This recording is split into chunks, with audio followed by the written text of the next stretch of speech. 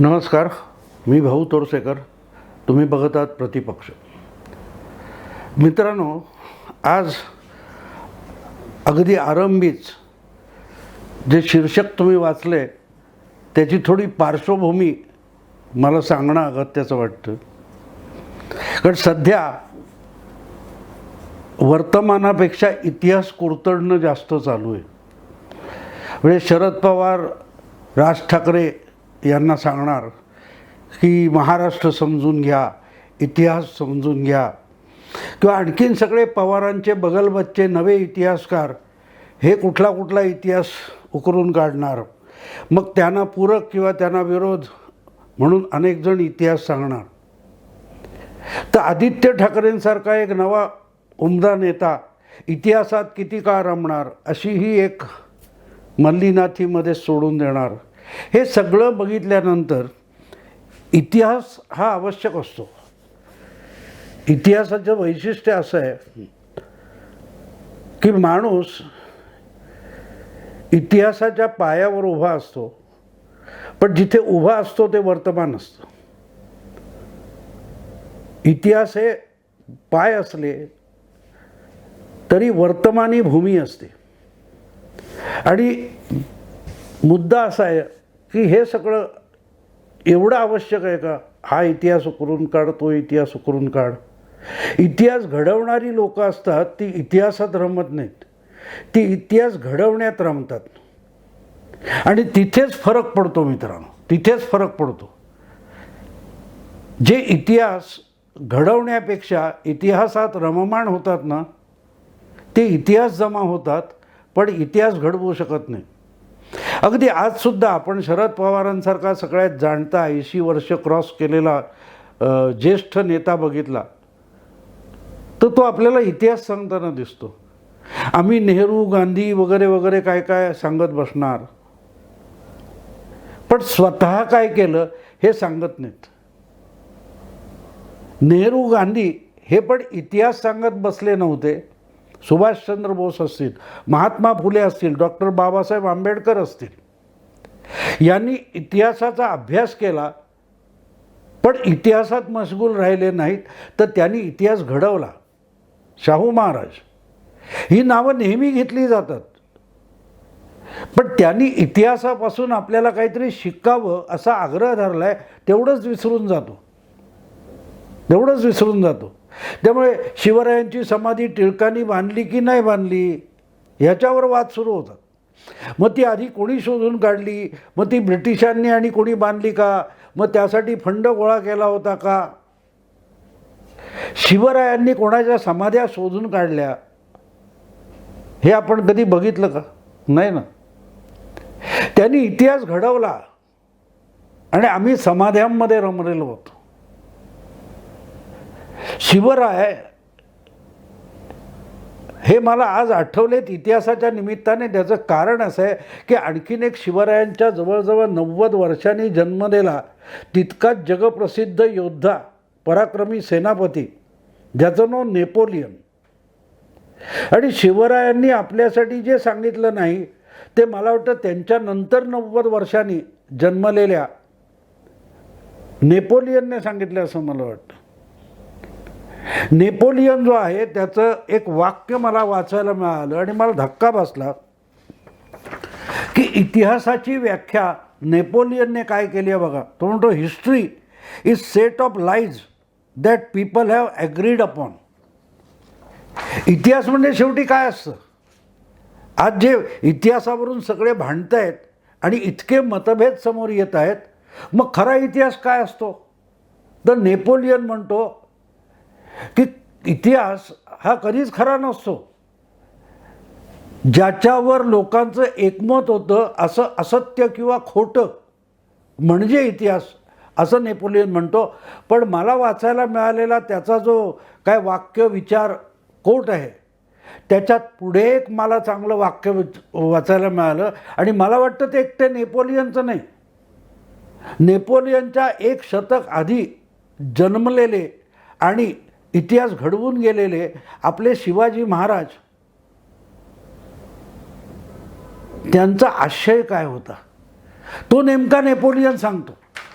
Napoleon म्हणतो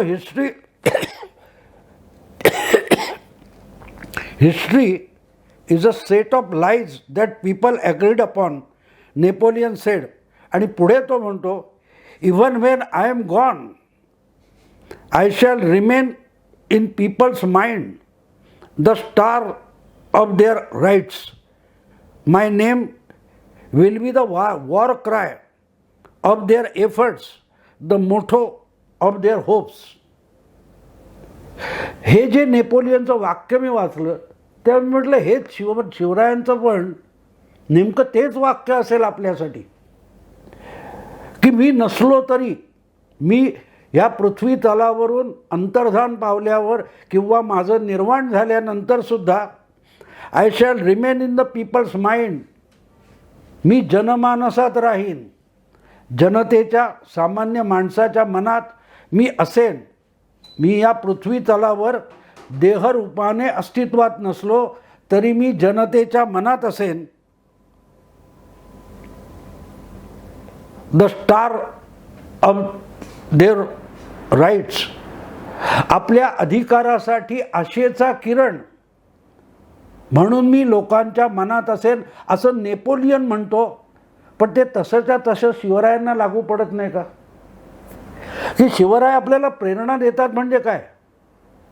ते आपले अधिकार, आपला हक्क, आपला जन्मसिद्ध हक्क याच्यासाठी लढण्याची प्रेरणा म्हणजे शिवराय असतात. आणि नेमके तेच शब्द नेपोलियन वापरतो, की मी जनमानसात असेन त्यांच्या आशेचा चमकता तारा म्हणून. My name will be a war cry. माझं नाव हे एक प्रकारची युद्ध घोषणा असेल. कशासाठी? त्यांच्या प्रयत्नांच्या युद्धामध्ये आणि त्यांच्या आशेचं उद्दिष्ट म्हणून. सामान्य माणसाच्या आयुष्यात जी लढण्याची, संघर्षाची प्रेरणा असेल, त्याच्या आयुष्यातल्या संघर्षाचं उद्दिष्ट हे माझं नाव असेल असं नेपोलियन म्हणतो. मित्रांनो, 400-300 वर्षामध्ये महाराष्ट्र आणि भारतातल्या प्रत्येकासाठी शिवाजी महाराज हे शब्द त्यापेक्षा वेगळे आहेत का? ही माणसं इतिहास घडवून गेली. शिवाजी महाराज आणि त्यानंतर जवळजवळ पुढल्या शतकामध्ये नेपोलियन बोनापार्ट, आजही त्याला जगप्रसिद्ध सेनापती म्हटलं जातं. जगप्रसिद्ध सेनापती, की जो एकामागून एक विजय पादाक्रांत करत गेला, त्यासाठी रणनीती आखत राहिला, त्यासाठी राजकारण खेळत गेला. शिवाजी महाराज वेगळं कुठं होतं? आम्ही त्यांच्या इतिहासावर भांडत बसलोय, पण त्यांनी जो विचार दिलाय, त्यांनी जी प्रेरणा दिली आहे त्याकडे आम्ही पाठ फिरवली आहे. पवारसाहेब जे राज ठाकरेंना सांगतात की इतिहास समजून घ्या, किंवा अमोल मिटकरी किंवा त्यांचे आणखी संभाजी ब्रिगेडचे नवे इतिहासकार, कोण ब्राह्मण होता, कोण अमुक होता, कोण तमुक जातीचा होता, याबद्दल बोलतात, तेव्हा हे एक प्रकारे असं सांगत असतात की आम्ही इतिहास घडवू शकत नाही, आम्ही इतिहास कुरतडत बसतो. हा जेव्हा कोट मला वाचायला मिळाला तेव्हा माझ्या डोक्याला झिणझिण्या आल्या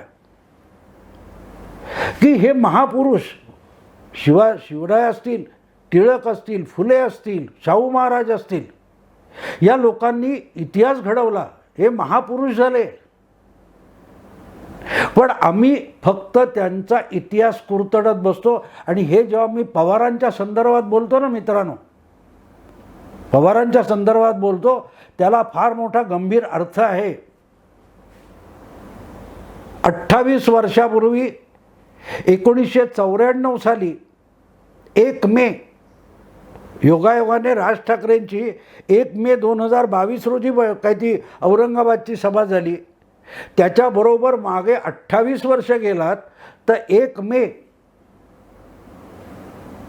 1994 लोकसत्ता दैनिकाच्या लोकरंग या पुरवणीमध्ये तत्कालीन प्रसिद्ध संपादक, ज्येष्ठ संपादक आणि दैनंदिन पत्रकारितेतून निवृत्त झालेले माधव गडकरी यांनी एक लेख लिहिला होता, साबरमती ते बारामती. काय लेखाचं शीर्षक होतं? साबरमती ते बारामती. भ्रष्टाचाराचा भारताचा प्रवास जो आहे हा साबरमती म्हणजे सत्याचा शोध, सत्याचे प्रयोग, महात्मा गांधी, देशाची स्वातंत्र्य चळवळ म्हणजे साबरमती. तिथून देश कुठपर्यंत आलाय तर बारामतीपर्यंत आलाय. म्हणजे एकूणच राजकारण कसं भ्रष्ट कलंकित होऊन गेलंय अशा आशयाचा लेख 1 मे 1994 रोजी लोकसत्तेच्या रविवारच्या लोकरंग पुरवणीमध्ये माधव गडकरींनी लिहिला होता. आणि त्यानंतर बरोबर 14 दिवसांनी गडकरींच्या त्या लेखावर खुलासा करणारा एक प्रदीर्घ लेख खुद्द शरद पवारांनी लिहिलेला आहे. सुप्रियाताई, अजितदादा, शक्य असलं तर बघा, पवारांच्या खजिन्यामध्ये तो लेख मिळेल तुम्हाला. गडकरींचाही मिळेल कारण तो पवारांवरचा लेख आहे, तुमच्या वडील आणि काकांवरचा. आणि खुद्द पवारांचाही लेख आहे जो 15 मे 1994 रोजी लोकसत्तेच्याच लोकरंग पुरवणीत छापलेला आहे. त्यात पवारांनी लिहिलेलं एक वाक्य मी तुम्हाला सांगणार आहे. मग तुम्हाला नेपोलियन, शिवराय इथपासून मी सगळं कशाला सांगतोय ते तुमच्या लक्षात येईल. मी जेव्हा म्हटलं की इतिहास कुरतडच बसलेले पवार हे इतिहास आपण घडवू शकत नाही, इतके आपण नाकर्ते आहोत याची कबुली देतात, ते फक्त मी काढलेला निष्कर्ष नाही आहे, खुद्द पवारांनी तसं लिहून ठेवलेलं आहे. या 15 मे 1994च्या लेखात पवार म्हणतात की महात्मा गांधींसारखा पुण्यात्मा महात्मा शतकातून एकदाच जन्माला येतो. काय म्हणतायत लक्षात घ्या. शब्द एखादा दुसरा इकडे तिकडे होईल पण वाक्य जवळजवळ तसंच आहे. मला कधी वेळ मिळाली तर मी माझ्याकडे जपलेल्या यातलं कात्रण तुम्हाला वाचून दाखवीन. पवार म्हणतात की महात्मा गांधींसारखा महात्मा पुण्यात्मा शतकातून एकदाच जन्माला येतो आणि त्यांनी दाखवलेल्या मार्गावर चालणं त्यांच्यात समकालीन सहकारी सरदार पटेल आणि पंडित जवाहरलाल नेहरू यांना पण जमलं नाही. आणि त्यामुळे माझ्यासारख्या म्हणजे शरद पवारांसारख्या स्वातंत्र्योत्तर काळातील कार्यकर्त्याला, राजकारण्याला महात्मा गांधींच्या मार्गाने चालणं जवळजवळ अशक्यप्राय आहे. हे वाक्य जसं त्या तसं एखादा शब्द इकडे तिकडे असेल, हे अख्खं पवारांचं वाक्य मी तुम्हाला सांगतोय. एवढे महात्मा गांधी तुम्ही व्हा असं कोणी म्हटलेलं नाही. पण ज्या वेळेला तुम्ही प्रबोधनकार वाचा, महाराष्ट्राचा इतिहास समजून घ्या असे सल्ले राज ठाकरे यांना देता, तेव्हा आपणही काय काय लिहून ठेवलंय आणि कसल्या कसल्या कबुल्या देऊन ठेवल्यात त्याचा इतिहास जरा पवारांनी वाचावा. आणि या वाक्याचा अर्थ काय होतो?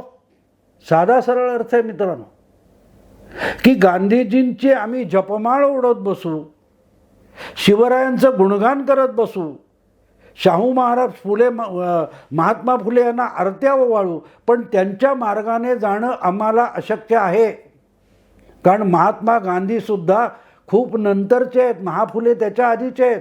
तेव्हा फुले, शाहू, आंबेडकर ही जपमाळ ओढली जाते, त्यांच्याकडे इतिहास म्हणून बघितलं जातं. पण वर्तमानात तसं जगणं अशक्यप्राय आहे. हे खुद्द पवारांनी लिहून ठेवलंय 28 वर्षापूर्वी 1994. आणि आत्ता 2022 मध्ये आहोत आपण. आणि ते पवार जेव्हा राज ठाकरे किंवा या नव्या पिढीच्या नेत्यांना इतिहास शिकवायला बघतात तेव्हा म्हणून हसू येतं.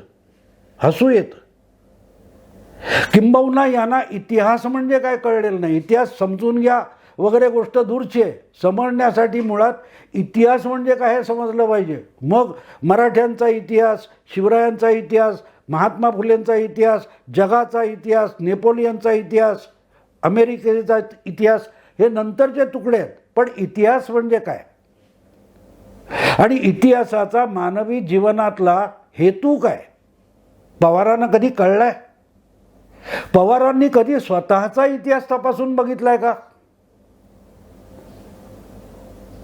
आणि जर पवारांनीच केलेला नसेल, आपलाच इतिहास समजून घेण्याचा प्रयत्न किंवा इतिहास म्हणजे काय समजून घेण्याचा प्रयत्न केला नसेल, तर त्यांचे जे बगलबच्चे आहेत, श्रीमंत कोकाटे, प्रवीण गायकवाड, अमोल मिटकरी वगैरे वगैरे, यांच्याकडून इतिहास समजून घेण्याची गरज नाही. कारण त्यांनाही इतिहास समजलेला नसतो, इतिहासामागचा हेतू.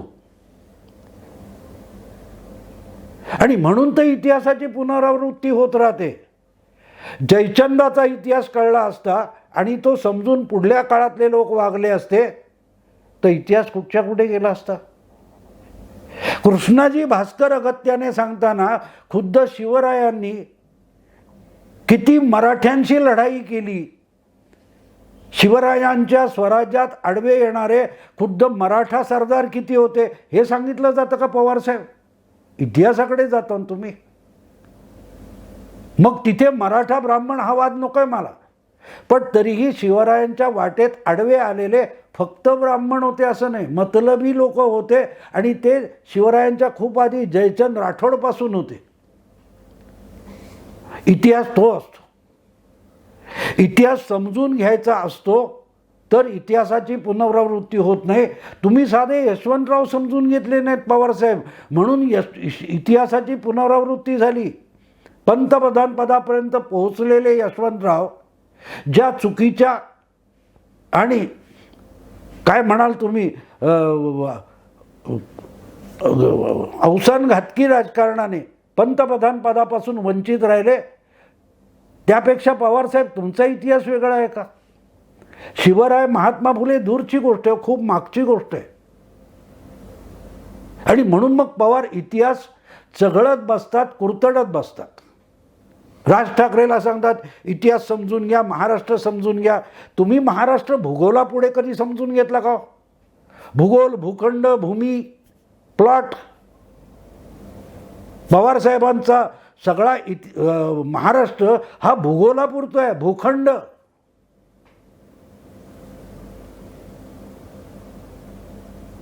इतिहास हा म्हणून महत्त्वाचा असतो, शिवरायांचा इतिहास, कारण ती प्रेरणा आहे.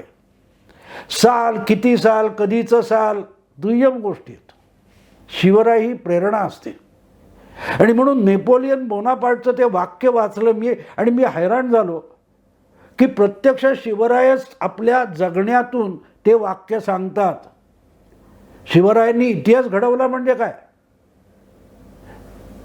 की कोट्यवधी आणि अनेक शेकडो पिढ्यांमधल्या लोकांसाठी शिवरायांनी 25-40 पिढ्या, शिवराय हे सामान्य माणसाच्या आयुष्यातला आशेचा, आपल्या अधिकारासाठी लढण्याची प्रेरणा बनून गेले. त्याला शिवरायांचा इतिहास म्हणतात.